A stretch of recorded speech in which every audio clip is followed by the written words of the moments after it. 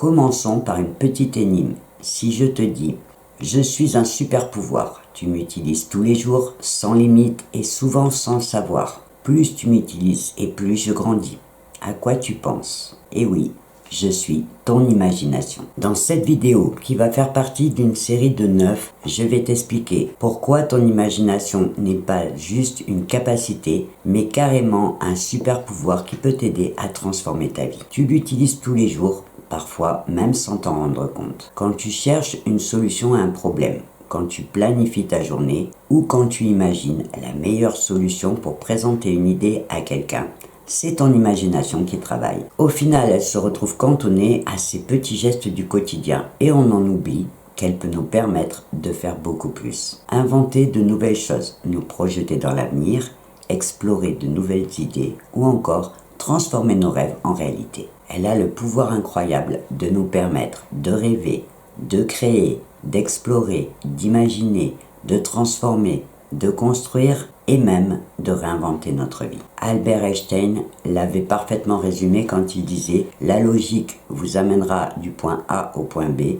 l'imagination vous amènera partout ». Et c'est exactement ça, parce qu'en plus de ses talents créateurs, elle a le don unique de pouvoir mettre de la magie dans nos vies. Chaque jour, ton imagination t'aide à anticiper ce qui va venir. C'est presque automatique. Et c'est essentiel. Par exemple, lorsque tu réfléchis à l'organisation de ta journée, à ce que tu vas dire lors d'une conversation importante ou même à la meilleure manière d'aborder un nouveau projet, tu crées des scénarios mentaux. Et ces scénarios ne sont pas des simples réflexions, parce qu'ils vont jouer un rôle clé dans ta préparation. Ce qui est fascinant, c'est que ces simulations mentales utilisent les mêmes circuits cérébraux que ceux utilisés pour vivre ces expériences dans la réalité. Cela inclut des zones comme le cortex préfrontal qui aide à la planification et à la prise de décision, et aussi le système limbique qui, lui, gère les émotions. Pour faire simple, on peut dire que ton cerveau te permet de tester plusieurs options avant de passer à l'action. Cette capacité est précieuse et elle te donne un avantage.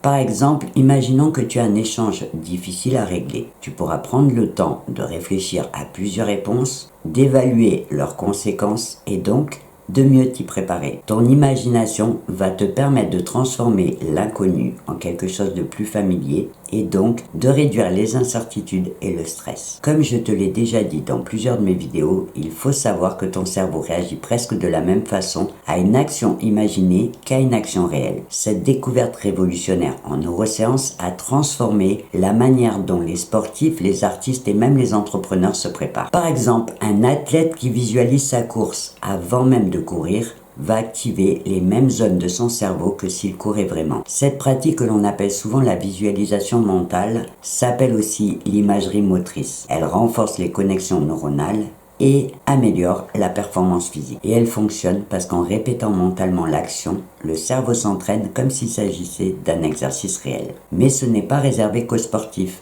Imagine que tu dois préparer une présentation en public ou une tâche difficile. En te visualisant en train de réussir, tu entraînes ton esprit à adopter cette confiance. Cette pratique améliore ta concentration et réduit les doutes. Et les études sur le sujet montrent bien que cette technique augmente de manière significative les taux de réussite. L'imagination est aussi un outil incroyablement puissant pour apaiser les émotions négatives et te permettre de retrouver ton calme. Tu l'as sûrement déjà expérimenté. Lorsque tu te sens stressé et que tu arrives à t'imaginer dans un endroit calme, que ce soit une plage ou une forêt, tu sens tout de suite ton esprit qui se calme. Cette méthode, appelée imagerie mentale, est utilisée en thérapie pour aider à mieux gérer l'anxiété et les traumatismes. Alors, comment ça fonctionne? Lorsque tu te projettes dans un environnement agréable, ton cerveau active le système nerveux parasympathique qui est responsable de la relaxation, ce qui réduit les niveaux de cortisol,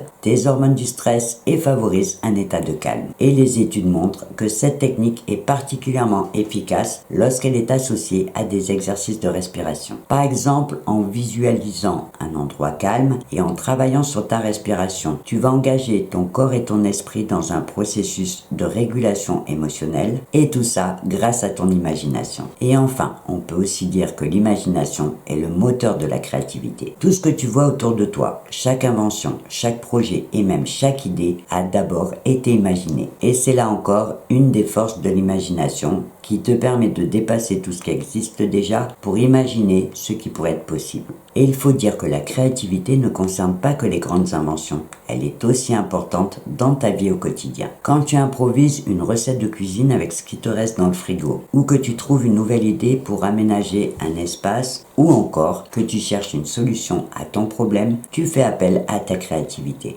Les travaux de Csikszentmihalyi sur le flow montrent que cet état de créativité intense où tout semble fluide et naturel est souvent déclenché par l'imagination. Plus tu lui donnes de l'espace pour s'exprimer et plus elle devient puissante. La créativité n'est donc pas réservée à quelques personnes, mais c'est une capacité que chacun peut choisir de cultiver et dont l'imagination est le moteur principal. Pour conclure, je te dirais que l'essentiel à retenir sur l'imagination, c'est que elle te permet d'anticiper, de visualiser et donc de te préparer à ce qui vient. Elle peut te servir d'entraînement mental pour renforcer ton esprit et ta confiance avant même de passer à l'action. Enfin, elle peut t'aider à gérer tes émotions, à te calmer et à retrouver ton équilibre quand une situation te paraît trop rapide ou trop intense. Alors, n'oublie pas que ton imagination est bien plus qu'un simple outil. C'est un super pouvoir, une ressource infinie qui peut t'aider à rêver grand, à explorer de nouveaux horizons et même à transformer ta vie si tu apprends à l'utiliser pleinement. Et maintenant, c'est à toi de passer à l'action. Je te propose un petit exercice pour mieux comprendre la force de ton imagination. D'abord, prends un petit moment pour identifier 3 situations récentes où tu as utilisé ton imagination sans même t'en rendre compte. Ça peut être des gestes simples du quotidien comme chercher une solution à un problème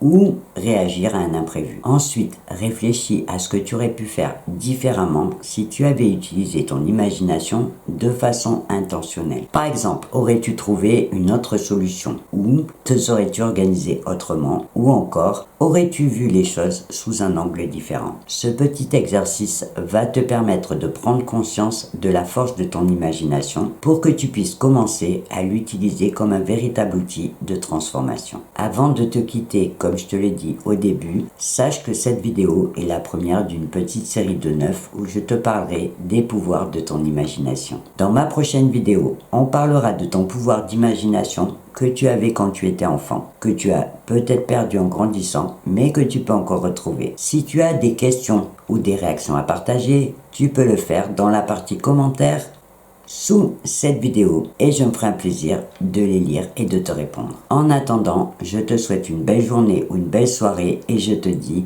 au revoir et à bientôt.